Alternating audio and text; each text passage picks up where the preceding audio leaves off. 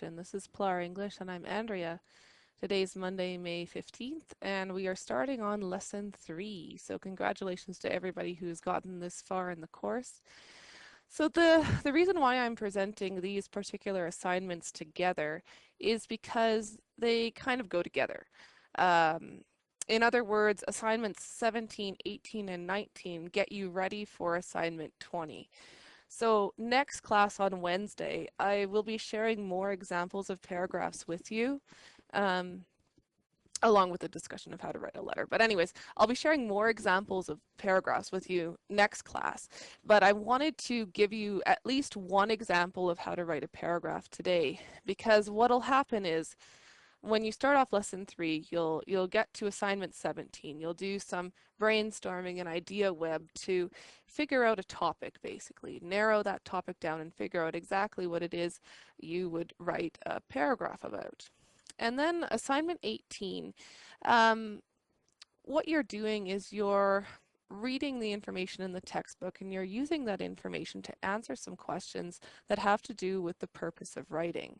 I have a specific example to go through today that will help you when you do assignment 18, because it might look a little bit different than what you've seen in the past. It'll be a different sort of assignment, but with today's example, it should be easy to do. Uh, that's the nice thing about assignment 17, 18, and 19 is, in my opinion, as long as you know what to do, especially if I'm sharing examples of how to do the assignments in class today, um, they shouldn't take you very long at all. So then after you sort of go and write and do a few things to do with the purpose of writing, then in assignment 19 you talk about organizing your ideas, and all that is about is looking at a topic and then having a list of things that you might say about that topic. And specifically for assignment 19, you're looking at this list of things that's said, and one of the things in that list will not be part of the topic. It won't fit with your topic. So it'll be a detail that is not necessary, an unnecessary detail. So assignment 19 is actually all about picking out that unnecessary detail that is not related to your main idea, right? And so put together, once you've done assignment 17, 18, and 19, you'll be able to identify an idea, explain your reason for writing about that idea, and also figure out when maybe one of the details that you want to share is not relevant to what you're trying to say, right? Maybe you're thinking of details and one of the details doesn't fit with your main idea. So, and then of course assignment 20, we'll go through an example of that as well. That's just a quick overview of what we're talking about. All right, so the first thing to do here is some brainstorming. And obviously, if we had anybody joining us this evening, I would encourage everyone to think of their own topics, but I've got this little topic box here. So let's pull some topics out of this box and we'll write some down. So, I mean, and probably the easiest way to start off with is with something really general. All right. Oh, I have a lot. Okay, so there's a lot of general topics that we could write about. So let me just write down a few of them just as an example. Let me just move this out of the way here. There we go. So maybe we want to write about sports. And these are just general, right? We're going to be narrowing them down soon. Or maybe we want to write about holidays. I mean, there's lots of holidays that we could write about. So if we're getting more specific, we might decide to write about, say, Easter, right? For example. But we'll get to that soon. Or maybe we want to write about family. Or we could pick a season. I think it's finally spring, so maybe we write about spring. Or maybe hobbies, right? So you think of hobbies in general, and then maybe you pick one hobby to tell me about, for example. All right, so and then we can choose one topic, and I think what I'll do is I'll choose family. So you pick one topic. So this would be the first half of assignment 17, right? Where you're just listing 5 general topics, right? And then you pick one.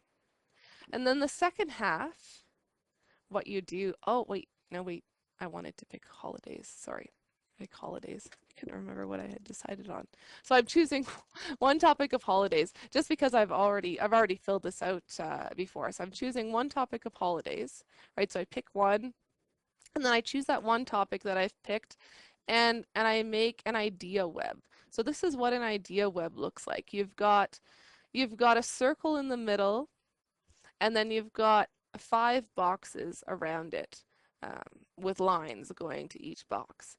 So I would put that topic that I've decided on, that general topic of holidays, and then around it, I'm narrowing it down. So specifically, what about the holidays do I want to write about?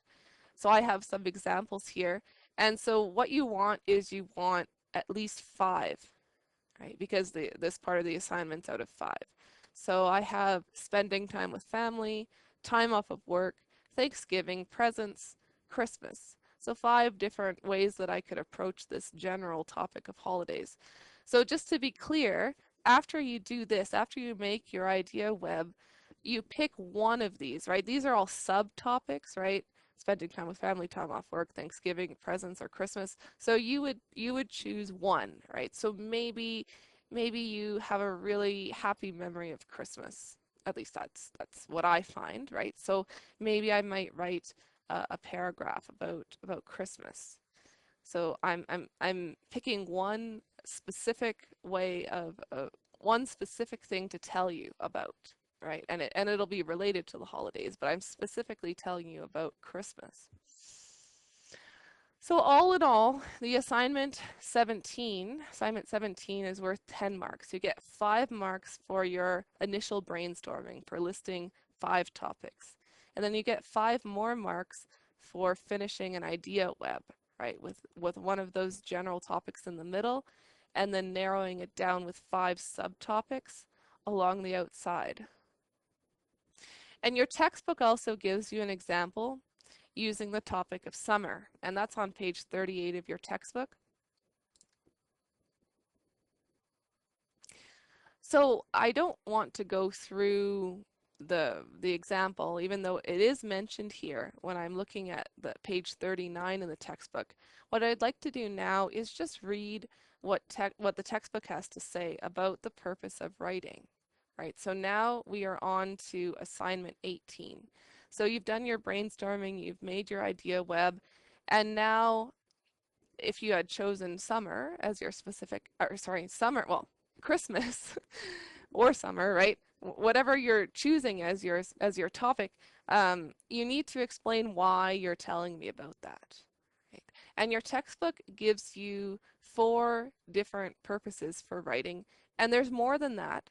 But in terms of assignment 18, you just need to know about these 4 purposes that your textbook talks about. So let me just start by reading what the textbook has to say about the purpose of writing. And again, this is page 39. With the idea web, you can focus on one topic and jot down all the subtopics that are related in some way. You can jot them down in question format, in sentences, or just in point form. But even with the idea web, the topic summer, right, or holidays, right, is too general. You could write a whole book on this one topic, right? Just like I could, there's a lot of different holidays that I could write about, right? I need to be more specific. To write an effective paragraph, you need to make your topic more specific. So from the idea web on summer, or whatever it is that you're that you're that you're choosing, right? Maybe you choose spring, maybe you choose holidays, maybe you choose hobbies, right? It's your choice. Choose one of the subtopics. So again, it's that one subtopic that you want to pick, right? So, and I just saw a student join us online. Hello. So now, so after we've made our topic more specific, right? Now we must decide our purpose for writing. So we must decide if we want to tell our readers what our favorite outdoor activities are, right? If we're talking about summer, or convince our readers why children need to be involved in outdoor sports, or to describe an amazing sporting event that you once saw. So you can see how all of these possibilities, right, if we're telling or informing, or if we're describing, or if we're convincing, they could all have to do with the specific way that we're talking about summer, right?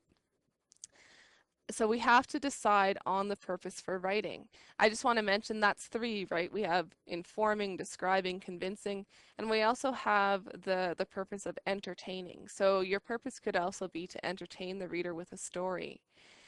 Paragraphs with a clear purpose are confusing to read and may contain many extra details that aren't necessary. For this reason, it's important to decide why you want to write about a certain topic. Okay, so here's really examples and possibilities that you need to understand for assignment 18. This is the most important part here. So if we're talking about the different purposes that people write for, maybe they're writing to entertain, or to inform, to describe, or to persuade. Another word for persuade is convince, right? So, I mean, I'm not picky here. You don't have to use the exact words as long as it means the same thing, right? I mean, another way to explain that your purpose is to inform is just to say that you're telling the reader about something, right? That's the same thing as informing the reader about something. Telling about or informing about, it's the same thing. So an example of something where the purpose would be to entertain would be a paragraph that shares a funny story, right? So if I was sharing a funny story, I might say that my purpose is to entertain you with a funny story about whatever it was that I was telling you about. Okay, so maybe if your purpose was to inform, maybe you're writing a paragraph that explains how to do something, right? Or even what something is like, right? Or to describe could be a paragraph that shares details about an activity. So you might be wondering, well, what's the difference between informing and describing?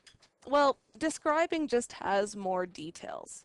So it's more detailed. So um, another way to look at it is if you're describing, your topic should be really specific, right? Like if you wanted to write about, say, hockey, okay, and you wanted to tell me about why you like hockey, that's a good example of informing.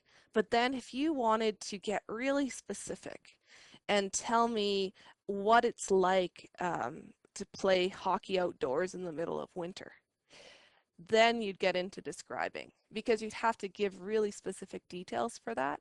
So more detailed means you're describing. Less detailed but still telling me about something, that's informing. So if you're describing, I'm looking for lots of adjectives.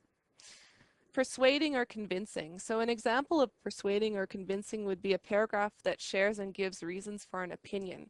And actually, when you get all the way to assignment 25 later in the course, you'll be writing a specific kind of paragraph, a persuasive paragraph. And if you tune in on Wednesday, I will give you examples of paragraphs that have different purposes for writing them.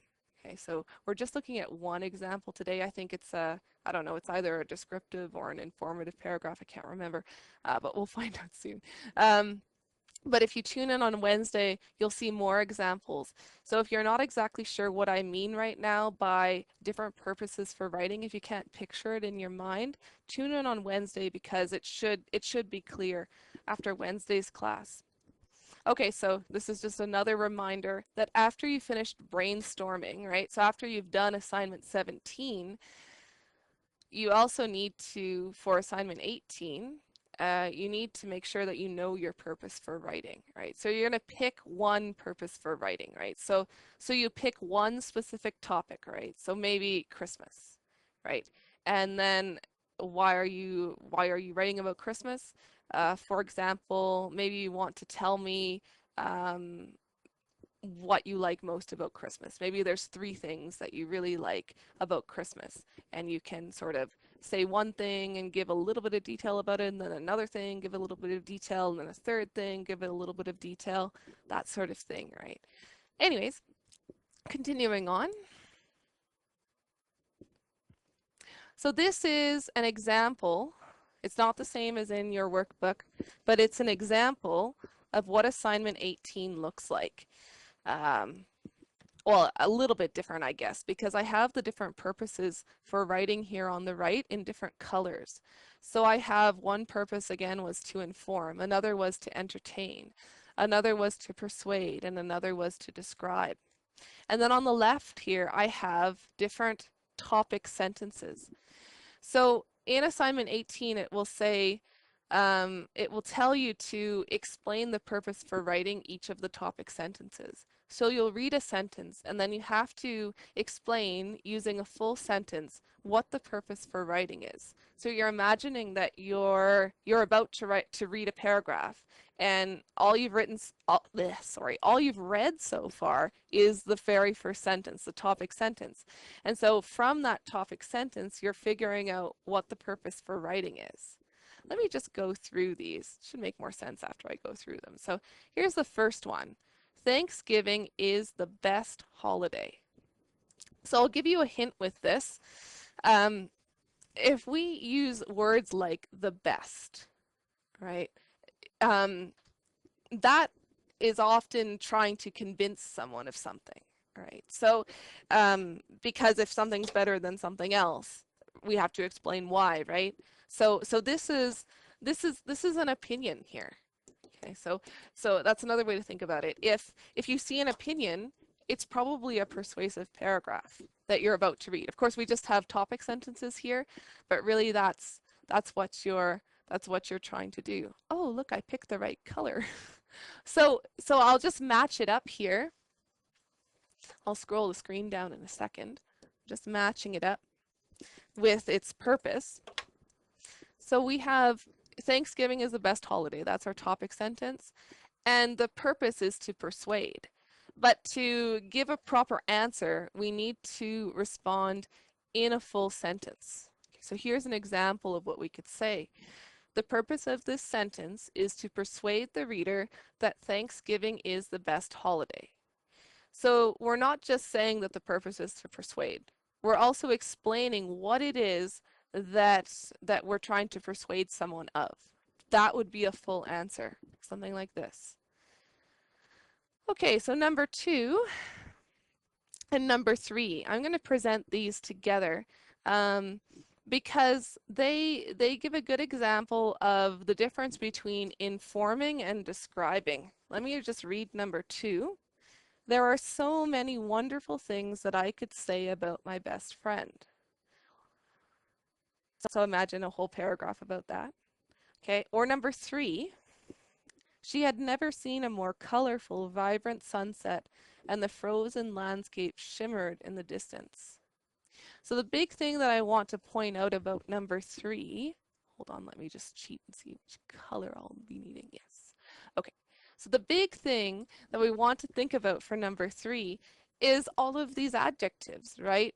We don't have a ton of them, but we have adjectives. We have quite a bit of description, right? A colorful, vibrant sunset, a frozen landscape that shimmered in the distance, right? So that's going to be a very specific moment in time for this person that could be described in a paragraph, right? So I'll just go ahead and match 3 up with the purpose being to describe. And of course, when we answer in a full sentence, we want to explain what's being described, right? So here's an example. The purpose of this sentence is to describe the landscape. And of course the difference, right? So we have a purpose being to describe, and then the other one that's sort of similar is a purpose being to inform. Right? So our purpose could be to inform as well. All right, so there are so many wonderful things that I could say about my best friend. So if I were to answer in a full sentence, I might say, that the purpose of this sentence is to inform the reader about your best friend. Right, so you can see how you're figuring out what the purpose is and you're fully explaining it using a full sentence. Number 4, well, there's only one left, right? Just the option being to entertain. So I'll go ahead and draw my line. And in the notes after class, I think this will be a really nice reference sheet. I know for those of you listening or watching, it's kind of all over the place here, but trust me, when you print it off and you can see it all on one page, everything matched up, I think it's, in my opinion, I think it's a good reference. So number 4 says, I think you'll enjoy the story that I'm about to tell you. So it's completely different than all the other ones. And if you're thinking about something that someone will enjoy, then that's the purpose, is to entertain. But I need to explain that fully and in a full sentence. So something like this would work. The purpose of this sentence is to entertain the reader with a story. Right, so that's what assignment 18 looks like. And of course, you'll have different sentences than what you see here, right? But hopefully this will help you sort of figure out what kinds of purposes you'll have, right? And probably the biggest hint is you'll have 4 sentences and the textbook only mentions 4 different possible purposes. So you can kind of, you know, maybe you know one for sure, and then you can, then once you know that one, then okay, then you only have 3 left to figure out, sort of thing. So that's that might help too. All right, number 19. So you can imagine how quickly we've gone through 2 assignments so far. So let's continue along with 19. So 17, 18, and 19 should not take very long at all. So I wanted to give you an example for assignment 19. And just again, more for the student that joined after I finished my little introduction at the beginning. Assignment 19 is where you have your topic and you're figuring out the details that you want to share in the middle.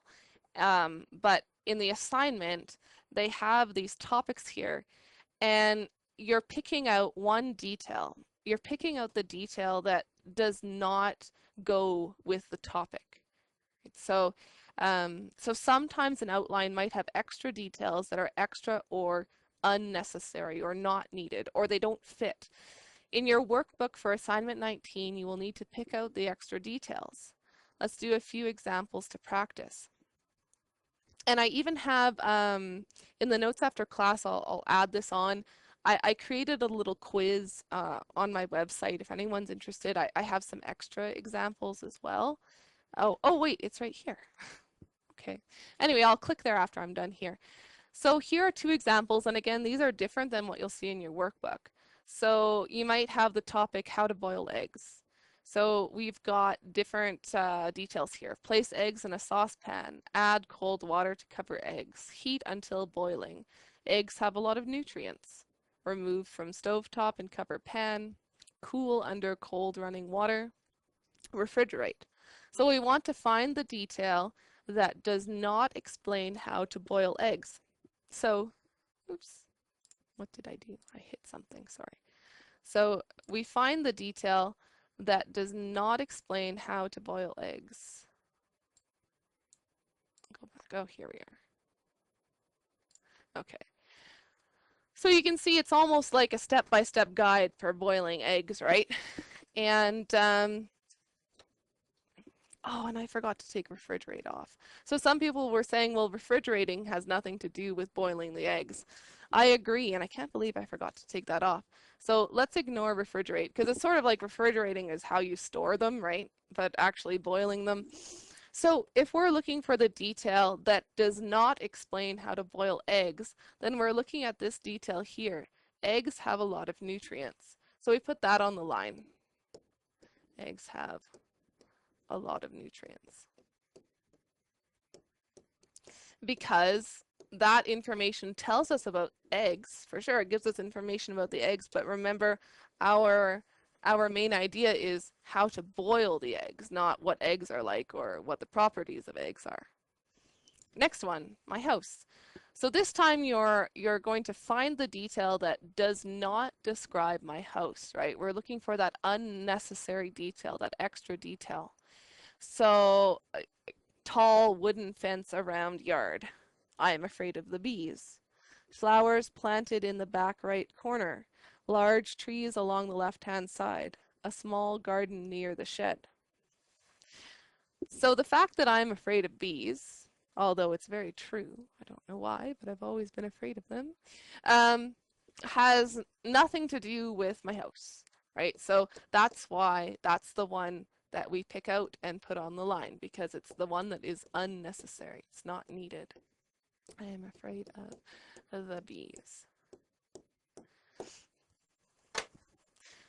All right. And I just wanted to show you what happens when you follow this link.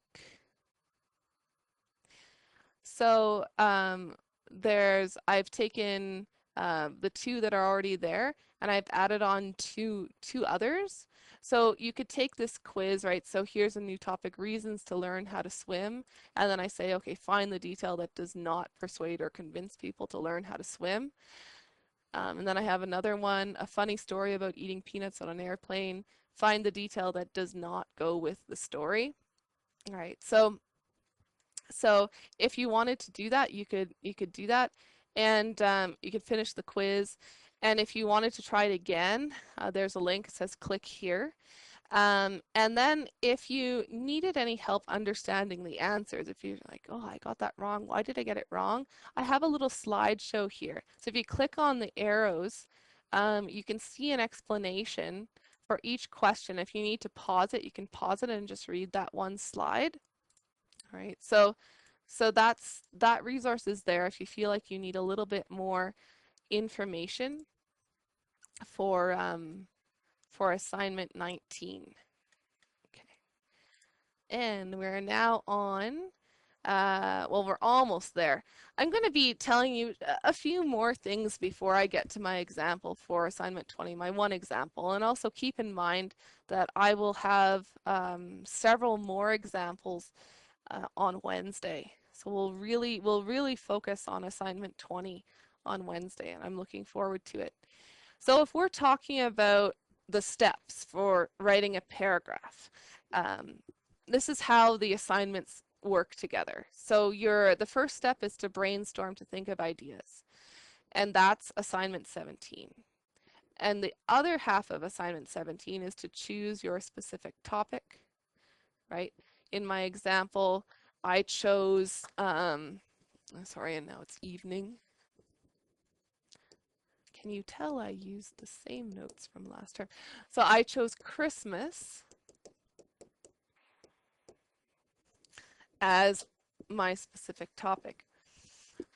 So then the third step, and it's related to assignment 18, is that you need to know why you're writing about your topic, right? So my purpose is to, maybe it's to tell you, if we're talking about Christmas, to tell you why I enjoyed Christmas as a child.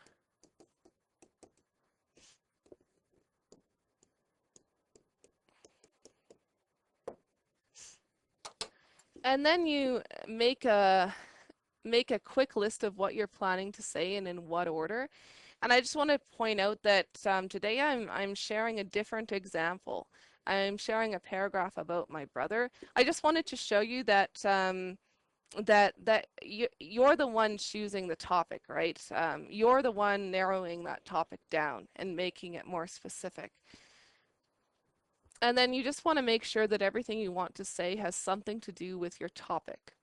So you'll take out any details that don't make sense. And that's exactly what you're doing in assignment 19, but they're giving you different topics. But you want to keep that same thing in mind when you're writing your own paragraph too, right? I mean if I'm writing a paragraph about my brother and then I suddenly start talking about my sister, if I had a sister, that would be off topic, right? So you want to stay on topic. And then the last step is to complete the paragraph organizer in your workbook, and then of course you'll you'll write out the final paragraph as well. And today I'm going to be sharing a specific example of that, and then you'll see another one on Wednesday as well. All right, continuing along. So I wanted to just go through what the textbook has to say about all of this. So according to your textbook, a paragraph is a group of sentences written about one main idea or topic. So I wanted to just break this down and say the important things to remember about this, because you'll also, when you get to assignment 20, the very first part of assignment 20, you'll need to answer some questions that relate to the different parts of a paragraph, and I'm hoping that you'll be able to answer in your own words.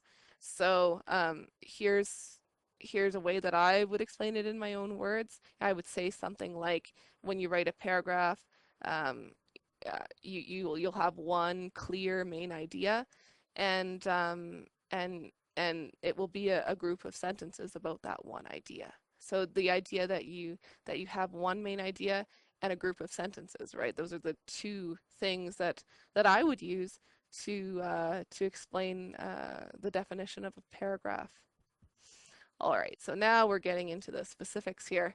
So what am I looking for in this assignment? I'm looking for at least 8 sentences in total. The first sentence will be a topic sentence. The last sentence will be a concluding sentence. Why did I mention these first? Because they're the most important, because you get 2 marks for each one. So your topic sentence will explain the main idea in one sentence. Remember, you just have a short paragraph, right? That's why you only need one sentence for your topic sentence. It should be a full sentence and it should be clear. If any of those 2 things are missing, then you won't get full marks. And at the end, you need a concluding sentence. You can think of it this way. It'll be one sentence that will remind the reader of the main idea. So it will be similar to your topic sentence, but not exactly the same. And I'll be giving you one example today and then several more examples on Wednesday. So what's in the middle then?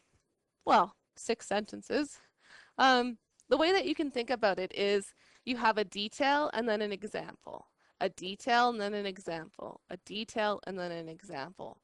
So if I'm talking about my brother, you know, I could talk about maybe one of the things that we like to do as children together, right, as an example. But that would just be one sentence, right? I'd also need to explain it a bit more, right? So you have one thing that you say in one sentence, and then you explain it a little bit in a second sentence, and then you pick your second thing to say. One sentence, explain it a bit more, second sentence. And then you do that one more time for your third detail, so that when you're all done, you have some nice details, right? You have 6 sentences in the middle, and then you have a topic sentence at the beginning and a concluding sentence at the end. 8 sentences altogether. Oh, I think I missed something at the bottom of that page. No, I didn't. Must be on this next one, or the one after. Okay, so the other thing that we'll talk definitely quite a bit more about on Wednesday is transitions. Your textbook calls them transitional expressions. Doesn't matter to me. Transitional expressions, transitions, means the same thing. Your textbook gives you a chart with some examples. And why? Because you need at least 2 transitions in your paragraph. So let's do a quick practice here. I'm going to read this example paragraph. This is from your textbook, page 42. While I read it, I'm going to circle the transitions. There are 3 reasons why WASA is the best school to attend. First, WASA offers a wide range of high school courses. Students can take grade 9 through grade 12 courses in all subject areas. Second, WASA offers independent learning and radio courses. Students who are self-motivated can take IL courses and work at their own pace for up to 10 months. Students who like more guidance can take radio courses with a teacher on air 4 times per week for 9 weeks. Finally, Students who take WASA courses don't have to leave their homes and families to earn a high school diploma. In conclusion, WASA meets the needs of all students. So my transitions that I've circled, one thing I want to point out is there's a comma. You always put a comma after a transition. So I have first comma, second comma, finally comma, and in conclusion comma. Probably the most useful place to put a transition is at the beginning of your concluding sentence. You notice I used in conclusion for this example uses in conclusion comma. You don't have to use that one. I'll be sharing more examples of how you could what kind of transition you could put at the end on Wednesday, and I think today I have a different one too. Um, but um, but but the reason why you want to use a transition, especially with that last sentence, is because the reader needs to know that you're at the end.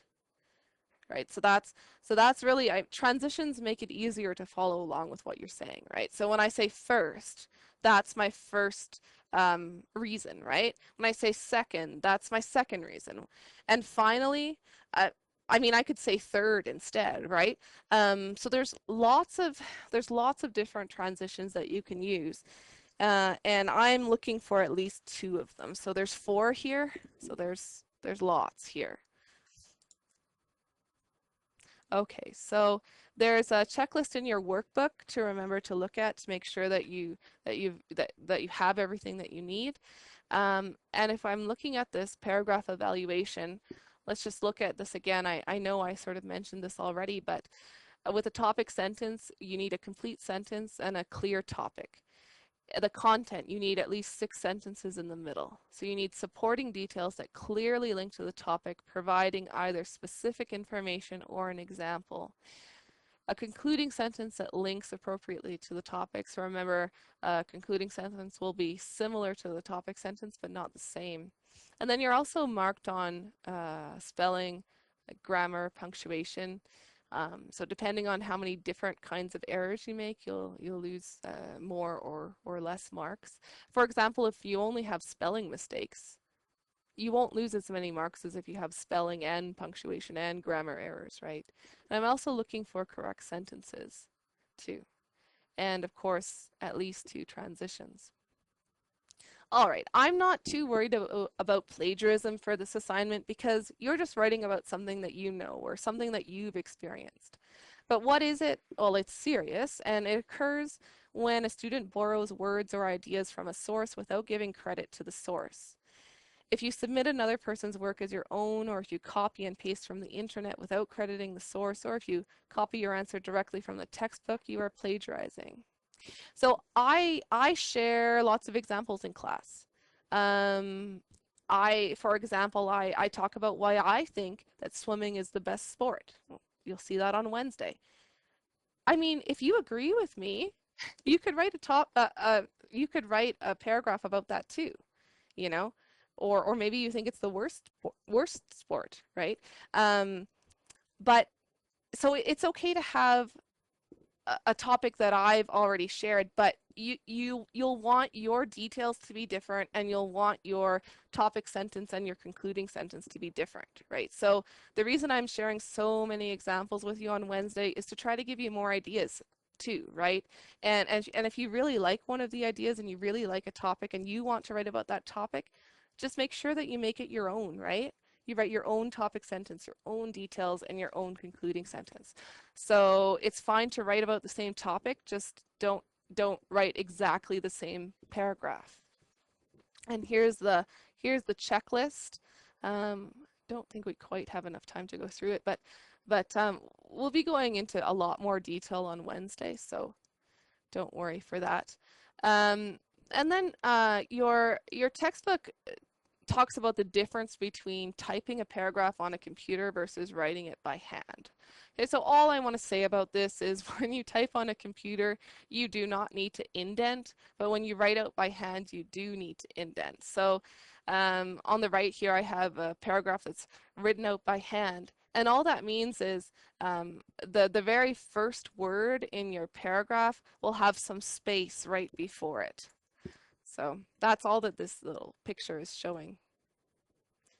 All right. All right, so just to go through the steps, right? So you're brainstorming and thinking of ideas. So I'm going to, this time I've listed 5 and I've circled family, right? I've chosen one topic of family here. All right. And then I make my idea web.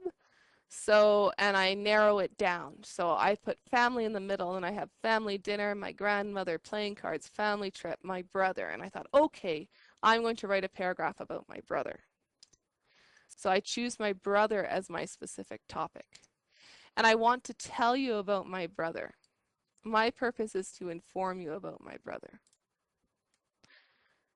So then this is an optional step where you can write down in point form what you're planning to say and in what order. And you notice I don't have a topic sentence or a concluding sentence here. I just have six points, right? One for each sentence that I'm thinking of saying, right? That's optional. What is not optional, what you definitely need to do is fill in your paragraph organizer. So for a topic sentence, I might say something like, "Let me tell you about my brother." And then I just sort of start telling you about him. So I say one thing, right? I say, "My brother is 1.5 years older than me." And for this example, proof or evidence, I'm just I already told you a little bit, right? And so I'm just going to tell you a little bit more in another sentence. So maybe I say something like this. It was nice to have someone to look up to while I was growing up. So you can see how that goes together, right? The fact that he was 1.5 years older than me and then how I felt about that. Supporting sentence 2. My brother was always good at building things. I wonder what else I'll say about that. Well, I've said, so it is no surprise that he now works as an engineer. So you see how that reason and that example, or that detail and that example, right? They go together. That detail about my brother, the fact that he was good at building things and now he's an engineer, right? Supporting sentence 3. Also, he taught me many things while we were growing up.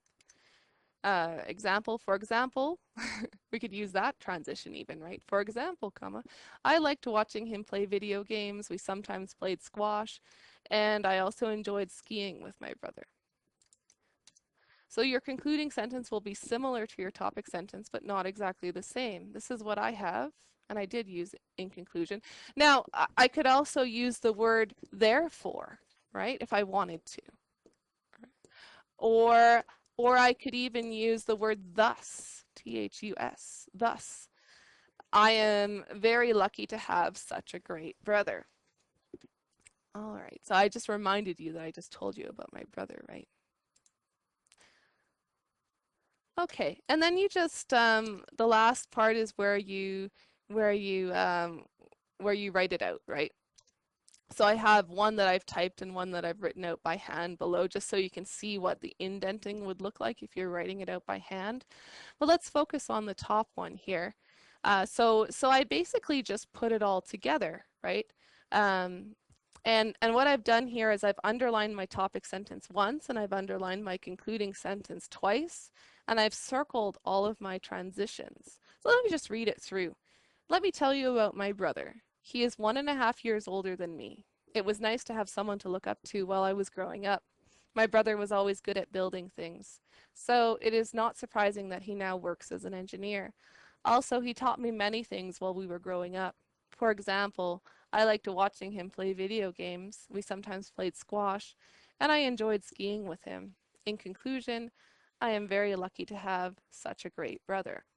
So this paragraph has some nice details in the middle, and it's very clear what the paragraph is about, right? It's all about my brother. And I say that in the first sentence, in the topic sentence, and I remind you about that again in my concluding sentence, in the last sentence. And for anybody listening, I have 4 transitions. I've used so, also, for example, and in conclusion. And you always put a comma after a transition. Okay, so just a quick reminder before I go, is that this is what you should try to finish before our next class on Wednesday, May 17th. Really just assignment 17, 18, and 19. I mean, if you feel confident already and you want to go ahead and get started on assignment 20, go for it. But really, if you already know what to do for these assignments, for these 3 assignments, it shouldn't take you very long. I'm thinking maybe at most uh, half an hour at most. I'm just guessing. No more than an hour. I can't imagine. If you're having any trouble, if anyone has any trouble, just let me know. I'm always happy to help. And thank you to anyone who is listening. Thank you to the student who joined us this evening online. And I look forward to our next class on Wednesday. All right, thank you and have a great night.